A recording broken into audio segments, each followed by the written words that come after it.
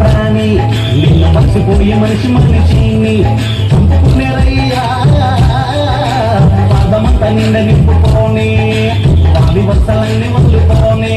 తీయరాని పాపాలన్నీ తెలుసుకొని నిలబెక్కరయ్యా నీ ముక్తి మార్గాన్ని కాదాని నీ దారిలోని నడుపయ్యా జయగల్ల శ్రీనివాస నీ దీవెనలు ఇవ్వయ్యా